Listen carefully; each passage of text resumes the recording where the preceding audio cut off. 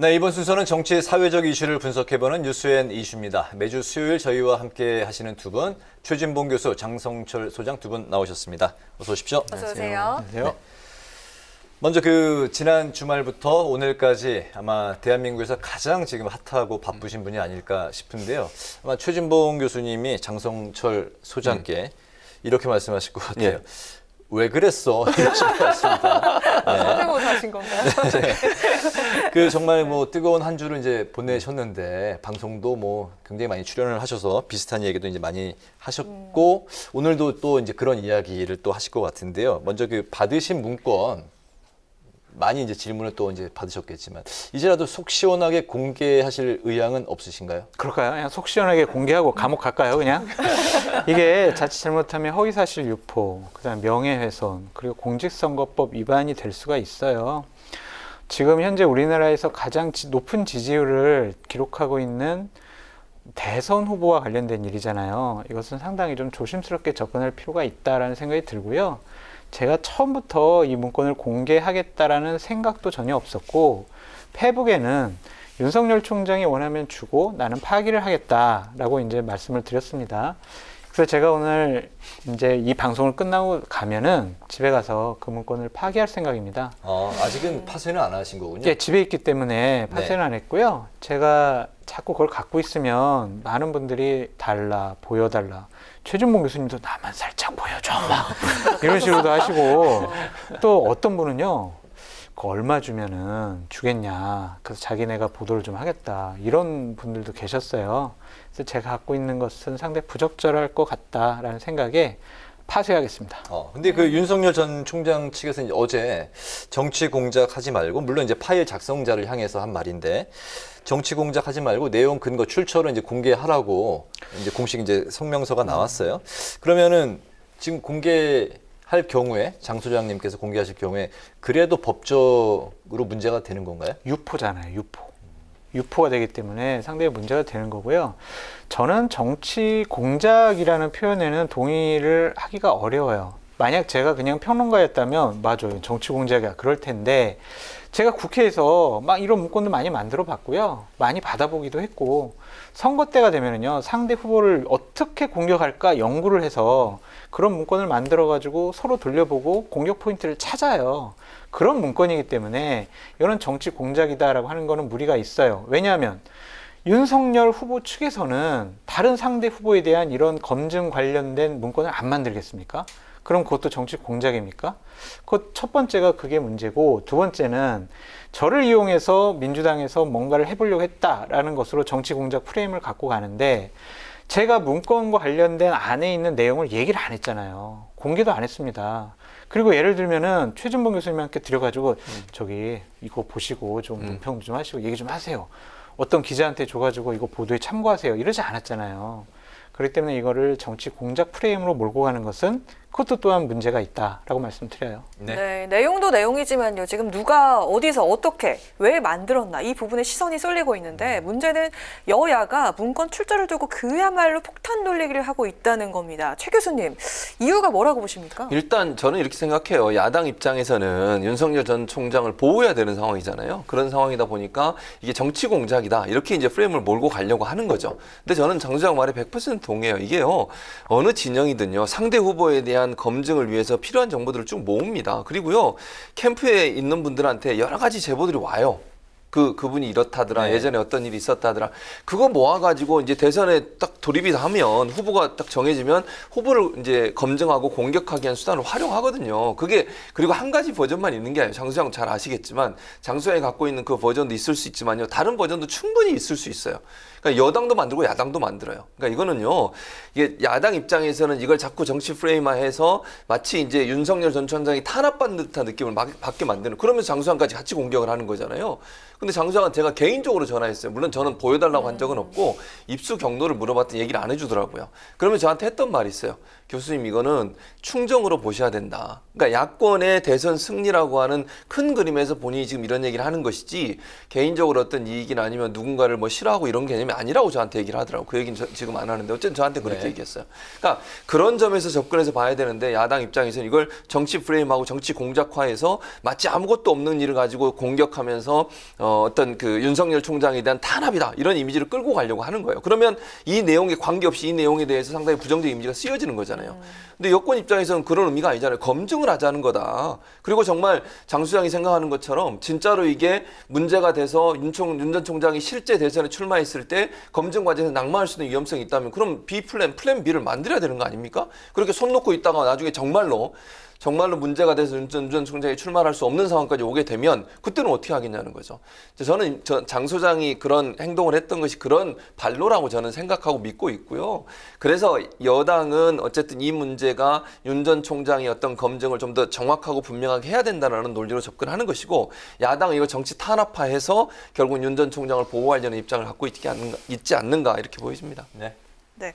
또 윤 전 총장이 불법 사찰 책임져라 이렇게 말을 했는데 일단 문건을 직접 보셨잖아요. 네. 이 부분에 대해서 또 어떻게 보십니까? 불법 사찰이라고 보기는 어려워요. 그러니까 윤석열 총장 측에서는 이걸 불법 사찰이라는 프레임의 그 대응 방안으로 이걸 생각하는 것 같은데 그 문건을 보면은요, 예를 들면 미행을 했다거나 아니면 계좌를 추적했다거나 아니면 도청을 했다거나 이런 것은 전혀 없어요. 여태까지 뭐 언론상에서 인터넷상에서 많이 돌아다니던 얘기를 조금 자세하게 조금 더 정교하게 총 정리를 해놨다라고 말씀드립니다. 저가 야권 성향 사람이기 때문에 이런 문건 만약 정부 기관에서 만들었으면 불법 사찰 아니야 라고 주장하는 게 맞겠는데 제가 도저히 양심상 그렇게 주장을 못 하겠어요. 왜냐하면 작년에 한창 판사 사찰 문건이 논란이 있었잖아요. 저는 그때 뭐라고 했냐면 이 정도 수준이 어떻게 불법 사찰이냐라고 전 말씀을 드렸습니다. 네. 그것도 다 인터넷상에서 얻을 수 있는 정보였거든요. 그런 동일한 잣대로 보면 이것은 불법 사찰이라고 보기에는 상당한 무리가 있다. 근데 하나 문제는 어느 기관에서 만들었느냐는 문제가 될 수 있다. 예를 들면 우리 판사 사찰 문건이라고 한 것도 검찰에서 만들었기 때문에 그것이 좀 논란이 됐었잖아요. 이것이 만약 국가기관에서 만들었다면 그런 논란을 피할 수는 없겠지만 저는 불법 사찰은 아닌 것 같다라고 말씀드릴 수밖에 없습니다. 알겠습니다. 그 신지호 전 한나라당 의원이 이제 한 칼럼에서 검사 윤석열 파일은 왜 야권에서 등장을 했을까 이런 이제 제목으로 칼럼을 썼던 적이 있는데 혹시 보셨나요? 못 봤어요. 그런 칼럼이 이제 있었는데 근데 그렇다면 이 칼럼 제목으로 봐서는 이 파일이 야권에서 등장한 걸로 아마 판단을 한 것 같은데 근데 여러 그 방송 인터뷰 하신 걸 제가 봤는데 장 소장께서는 발원지를 여권 쪽으로 언급을 하셨잖아요. 두 가지 이유예요. 하나는 전달해 준 분이 여권 인사로부터 받았다라고 증언을 해주셨고 또 하나는 이건 저의 추측이죠. 아니 이것은 결국엔 윤석열 총장을 검증하고 공격하기 위한 수단으로 만들어졌다. 그렇다면 누가 가장 공격하고 싶을까? 지금 현재 야권에 있는 사람들보다는 여권에 있는 사람들이 본선에 올라오든지 아니면 경선에 올라오든지 그때 윤석열 총장을 공격하기 위한 하나의 수단으로 만들었지 않았을까? 라는 저의 추측과 그분의 증언이 합쳐져서 저는 여권발이다라고 말씀드린 거예요. 네네. 네, 가정을 해볼게요. 여당에서 만들어졌다면 그 이유는 더 이상 설명이 필요 없겠습니다만 이 만약 야당 쪽이 진원지라면 왜 만들었을까? 이게 좀 궁금증이 생기는데요. 야권 내부에서도 윤 전 총장을 견제하는 세력들이 좀 적지 않다는 그런 얘기일까요? 저기 먼저 저 오늘 최진봉 교수님 저 출연료는 저한테 좀 다 입금해 주시기 바랍니다. 저한테 질문이 집중도 아니까. 드리겠습니다. 근데 오늘 뭐 어디에 이제 그 패널로 양측이 이제 보통 이제 출연하잖아요. 뭐 질문이 오늘 뭐 그 맞아요. 쏠리시던데요. 어디를 그럼요. 가셔도. 네. 그러니까 이거를 야당권 인사도 만들었을 가능성이 있어요. 왜냐하면 윤석열 전 총장이 국민의힘으로 입당을 해서 대선 후보 경선을 치르게 되면 윤석열 전 총장에 대해서 공격해야 될 거 아닙니까? 가족관계는 어떻게, 네. 도덕성, 윤리성, 그리고 정책에 대해서 공격해야 되잖아요. 그럼 당연히 이런 걸 만들 수밖에 없어요. 그래서 이것을 자꾸 아까 얘기했듯이 정치 공작이나 불법 사찰로 몰고 가는 것보다는 검증을 위한 하나의 문서를 만들었는데 그것이 여당이냐 아니면 어떤 기관이냐 이런 진원지가 문제가 되는 것이다라고 말씀드립니다. 윤 전 총장을 견제하는 야권에서 만들었을 그런 시나리오는 가정해 볼 수 있지 않느냐 뭐 그런 질문인 저는 거죠. 가정해 볼 수 있다고 봐요. 물론 이제 장 소장이 갖고 있는 그 엑스파일이 그거냐라고는 제가 단정적으로 말씀드릴 수 없지만 제가 네. 아까도 말씀드렸지만 여당이든 야당이든 경선 과정에서도 상대 후보를 견제하기 위해서 상당히 많은 의혹들을 제기를 합니다. 그리고 경선이 그 격화되면 격화될수록요 정말 신상털기 비슷하게 그렇게 가는 경우들 많이 있었어요. 지금 전례도 그랬고요. 그래서 결국은 야당 측에서도 충분히 만들 수 있다고 저는 봅니다. 어찌 보면요 제가 아까 여러 가지 버전을 말씀드렸잖아요. 대선에 나오는 많은 후보들에서 버전이 여러 가지가 존재하고 있어요. 그건 여도 만들고 야도 만들고 다 만듭니다. 그리고 뭐 소위 우리가 이런 지라시라고 하는 형태처럼 누군가 또 만드는 사람도 있고요. 그러니까 그 버전 중에 장소장이 갖고 있는 게 어떤 버전인지 저는 잘 모르지만 야권도 전혀 안 만든다 이렇게 볼 수 없어요. 야권도 충분히 윤 전 총장에 대해서 그런 파일을 만들 수 있고 본인이 어떤 경선 과정에서 그게 다른 후보에게 전달돼서 도움을 줄 수 있는 역할을 할 수도 있을 것이고요. 또 윤 전 총장에 대해서 너무 기대감을 갖고 있는 것 이러다가 우리가 혹시나 야권 전체가 같이 또 영향을 받을 수 있는 부정적인 영향을 제가 말씀드리는 겁니다. 네. 그런 걸 미리 예측해서 이런 부분들을 좀 주의해야 된다라고 하는 차원에서 만들 수도 있고 그래서 저는 야권이든 여권이든 윤 전 총장에 대한 파일은 만들 수 있다고 봅니다. 네네. 네.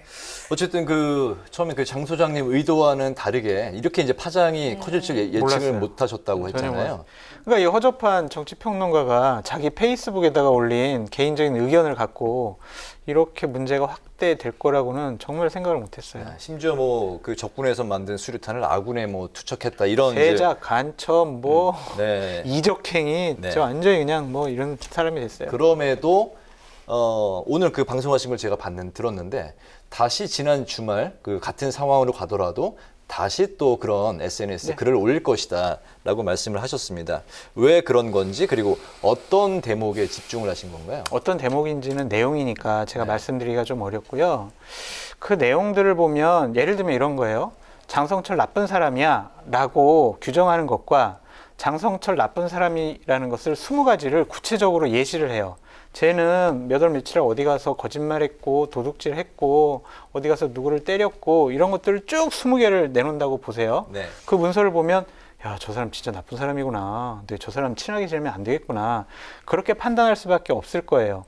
근데 제가 페이스북에 쓴 문맥이 뭐가 있냐면 제가 사실관계를 확인할 수는 없습니다. 하지만 이런 의혹을 받는 것만으로도 저는 참 이분에 대한 지지를 하기가 어렵다라고 생각을 한 부분이 있고 또 하나는 현재 윤석열 총장의 캠프의 대응 능력, 수준 이런 것들을 봤을 땐 그러한 의혹의 검증의 칼날이 왔을 때 잘 방어할 수 있을 것이라는 확신을 못 하겠더라고요. 그래서 어렵겠구나라고 제가 단정적인 표현을 쓴 것이 좀 화근을 불러일으킨 것 같습니다. 그 의혹에 수가 많아서 양적인 것 때문에 그런가요? 아니면은 그 의혹의 강도가 세서 그런 건가요? 제가 강도도 세다고 했어요. 그러니까 처음 보는 얘기들이 많죠. 정치권의 인사와 가족과 관련된 여러 가지 의혹들 중에서 처음 보는 게 많아요. 우리가 흉흉하게 듣는 소문들이 거기엔 다 적혀져 있으니까요. 그렇기 때문에 강도가 세다라는 표현을 썼다라고 말씀드려요. 네, 이 주제 마무리하도록 하겠습니다. 최 교수님, 네. 이번 윤석열 S파일 논란 어떻게 정리가 돼야 한다고 보십니까? 저는 일단 이제 이런 파일이라고 하는 것은 결국은 아까도 말씀 윤 전 총장의 검증에 필요한 내용들이에요. 물론 이게 사실인 것도 있고 아닌 것도 있겠죠. 저는 그렇게 생각합니다. 이게 100% 사실이라고 보진 않아요. 다만 이런 검증 내용들을 윤 전 총장이 이제는 피할 수 없다는 걸 얘기하고 싶어요. 장성철 소장이 갖고 있는 파일의 버전 말고 다른 파일의 버전도 많을 거라고 저는 생각해요. 그리고 하나만 있겠습니까? 저는 하나가 있을 거라고 보지 않습니다. 이제 본인이 대선 출마를 선언하고 그렇게 되면 그 검증대에 서게 될 겁니다. 그리고 이 모든 일은 본인이 원하지 않더라도 본인한테 오게 될 거예요. 지금 장 소장을 공격한다고 이게 안 오겠습니까? 저는 아니라고 생각해요. 더 큰 시련이 올 거라고 저는 생각해요. 이게 어찌 보면 장 소장 그냥 있다는 것만 얘기한 거잖아요. 내용도 얘기 안 하고. 근데 실제 본인이 대선 출마해서 검증대에 오르면요. 적나라하게 그 모든 게 다 밝혀지는 겁니다. 질문하고 질의하고 의혹 제기하고 이러지 않겠습니까? 근데 이 정도 가지고 계속 이렇게 너무 민감하게 반응하는 것은 저는 바람직하지 않다고 개인적으로 생각하고, 또 하나 제가 꼭 국민의힘한테 얘기해주고 싶어요. 물론 장 소장한테 왜 이거 안 줬냐 그렇게 얘기하잖아요. 그래 장 소장이 주겠다 그랬어요. 그랬더니 안 받겠대요 이제는. 네.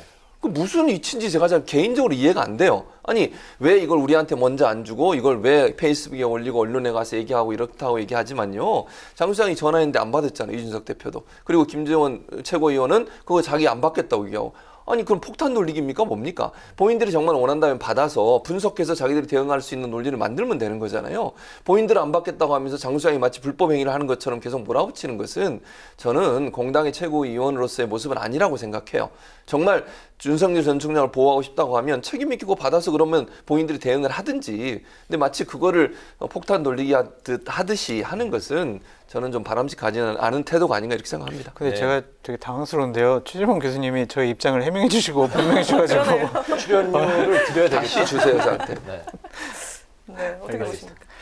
하여튼 저는 이 사항이 좀 건전한 대선 후보 검증에 그러한 계기가 됐으면 좋겠다는 생각이 들어요. 출처 중요하지 않습니다. 뭐 진원지 뭐가 중요하겠어요. 대한민국을 이끌어갈 다음번 대통령을 검증을 하는 데 있어서 이 사항들이 제대로 된 검증의 하나의 요건으로 생각을 했으면 좋겠다라는 생각이 듭니다. 알겠습니다. 오늘 그 다음 주제로 넘어가 보도록 하겠습니다. DJ 키즈에서 정권 교체를 이끈 당대표, 이어서 문재인 정부의 법무부 장관까지 화려한 타이틀의 이제 소유자인데요. 추미애 전 법무부 장관, 이번엔 대권의 꿈을 품고 전격 대선 출사표를 던졌습니다. 사람이 돈보다 높은 세상, 사람이 땅보다 높은 세상, 사람이 권력과 이념보다 높은 세상을 향해 여러분과 함께 손잡고 추미애의 깃발을 들고자 합니다. 나라의 기강을 흔들며 공적 권한을 사익 추구의 수단으로 삼으려는 자들은 정의와 공정, 법치의 이름으로 단죄하겠습니다. 촛불 다시 시작! 추미애와 함께 외쳐주시기 바랍니다. 네, 추 전 장관의 대선 출마 선언 어떻게 들으셨습니까? 먼저 장 소장님. 추미애 장관이 공정하냐 정의롭냐라는 본인의 얘기에 대해서 상당히 저는 의구심을 갖고 있고요. 어쨌든 추미애 전 장관도 정치활동 오래 하시면서 중요한 분이잖아요. 국민들에게 제대로 된 평가를 받으셔서 꼭 대선 후보가 되셨으면 좋겠다라는 생각이 듭니다. 네. 역설적인 표현으로 들려요 저한테는. 장 소장이 저렇게 얘기하는 거. 그게 본인들, 제가 본인이라고 표현하면 안 돼. 야당이 유리한 판이 될 거라 이렇게 생각하시는 것 같은데, 저는 좀 물론 아쉬움도 있고 이렇습니다. 사실 개인적인 제 생각입니다만, 그러나 이제 본인이 출마하기로 하셨고 출마하겠다고 하니 그걸 막을 수 있는 상황은 아니라고 봐요. 저는 이게 위험과 기회가 두 가지가 함께 공존한다고 생각해요. 여당 입장에서는. 네. 그러니까 제가 위험이라고 표현한 부분은 이제 이렇게 되면 중도층에서 윤석열 전 총장의 어떤 핍박 그런 이미지가 더 강조될 수 있는 위험성은 있습니다. 분명히 추미애 전 장관이 등장하시면서. 반대로 얘기하면 또 윤석열 전 총장의 검찰총장을 했던 일하는 과정에 본인이 알고 있던 법무부 장관으로서 그런 관계들을 계속 공격하면서 윤 전 총장의 실체가 드러날 수 있는 기회도 될 수 있다. 이거 두 가지가 함께 있다고 저는 봐요. 그래서 이게 어떻게 작용할지는 제가 지금 당장은 판단할 수 없습니다만, 또 반대로 기회도 될 수 있는 부분도 있기 때문에 추미애 전 장관이 정말 당을 위해서 또 그 민주당의 대선 후보가 성공될 수 있도록 하는 그런 쪽으로 역할을 많이 하셨으면 좋겠다는 개인적인 기대감이 있습니다. 네, 최근에 여론조사가 이제 소폭 이제 오르긴 했는데요. 여기서 이제 그 강 앵커 때문에 생긴 OX 질문 들어가겠습니다. 네. 꽁 잡는 매 추 전 장관의 출마 오히려 여권의 독이 돼서 윤 전 장관의 몸집을 불릴 것이다. OX로 들어주시면 되겠습니다. 자, 하나, 둘, 셋. OX. 윤 전 장관의 몸집을 불릴 것이다. 그렇지 않단데요. 예, 왜 그러신지. 그냥 객관적으로 생각해 봐요. 재작년에 추미애 장관과 윤석열 전 총장이 부딪혔을 때 누구 인기가 올라갔습니까? 윤 전 총장과 야당의 인기가 올라갔거든요. 바로 그러한 것이 또 반복될 수밖에 없다라고 말씀드려요. 네. 네. 제가 아까 말씀드렸잖아요. 그런 부분도 분명히 있어요. 없다고 제가 부인하지 않습니다. 다만 아까 말씀드린 것처럼 법무부 장관 검찰총장으로 근무하면서 얘기하지 못했던 여러 요소들이 또 드러날 수 있고 혹시나 윤 전 총장이 여러 가지 비리나 문제 때문에 이건 제 추측이고 예상입니다. 지금 네. 제가 그렇게 단정적으로 절대로 얘기하는 게 아니란 거. 그렇게 됐을 때는 추 전 장관이 몰아붙여서 윤 전 총장에게 상당히 타격을 입힐 가능성도 있다. 그런 점에서 저는 꼭 그게 어려움을 줄 요소로만 작용하지 않을 거라고 말씀을 드리는 겁니다. 알겠습니다. 네, 하나 더 들어볼까요? 자, 민주당 경선 연기 결론은 아직도 못 냈습니다. 여당의 경선 일정에 따라서 대선 레이스 흥행이 좌우될 것이다. 뭐 결과가 아니라 흥행 여부입니다. O 아니면 X. 하나, 둘, 셋. 두 분 다 X를 들어주셨는데요. 먼저 최 교수님부터 들어볼까요? 저는 원칙을 지켜야 된다고 생각해요. 이게 경선을 2달 연기한다고 해서 이게 흥행이 될 거다. 그렇게 보지 않습니다. 두 가지 이유를 이렇게 주장하시는 분들이 하고 있거든요. 하나는 코로나 얘기를 해요. 근데 코로나 상황에서 국민의힘이 경선 흥행이 안 됐습니까? 더 잘 됐습니다. 두 번째, 원칙을 지키지 않는 모습 때문에 어찌 보면 더 실망이 커질 거라고 저는 생각해요. 네. 지금까지 2번이나 문제가 발생했죠. 또 문제라고 표현하기는 제가 그렇고요. 2번이나 말을 바꾼 적이 있어요, 민주당이. 첫 번째는 그 비례정당 안 만들기로 했다가 만들었잖아요, 총선 때. 그리고 나서 두 번째는 잘 아시는 것처럼 4.7 재보궐선거에서 후보 안 내기로 했었는데 원래 당헌 당규에는 그거 바꿔가지고 냈습니다. 그래서 실패했잖아요. 또 합니까? 저는 이렇게 하는 것은 흥행이 아니라요. 국민으로부터 질타를 받을 거라고 생각해요. 원칙을 지키는 모습을 계속 안 하다가 문제가 됐으니 이제는 원칙을 지키는 모습을 보여줬으면 좋겠어요. 그것이요. 흥행에 도움이 될 거라고 저는 생각합니다. 네. 네. 그러니까 약속을 지키지 않은 정당은 신뢰할 수 없다라는 프레임에 민주당의 인기는 떨어질 거예요. 결국에는 민주당이 내세우는 여러 가지 정책과 공약, 약속 이런 것은 국민들한테 버림받을 것이다. 그렇기 때문에 흥행에 결코 도움이 안 된다라고 말씀드립니다. 네, 오늘 25일 최고위에서 결정을 한다고 하니까 지켜보도록 하겠습니다. 오늘 그 토론은 윤석열 엑스파일 논란 그리고 대선 경선 연기 여부로 갈등을 빚고 있는 민주당 상황을 중심으로 살펴봤습니다. 지금까지 최진봉 성공회대 교수, 장성철 공감과 논쟁 정책센터 소장과 함께했습니다. 오늘 안 나오실 수도 있겠다 생각을 했는데 왜냐하면 이준석 당대표로 선출이 되고 저희 방송에 이제 출연을 안 했거든요. 예. 워낙에 바쁘셔서 오늘 나와주셔서 감사합니다. 다음 아유, 주에도 부탁드리겠습니다. 불러주셔서 감사합니다. 네, 오늘 두 분 말씀 감사합니다. 고맙습니다. 감사합니다. 네, 요즘 소나기 소식이 잦은데요. 내일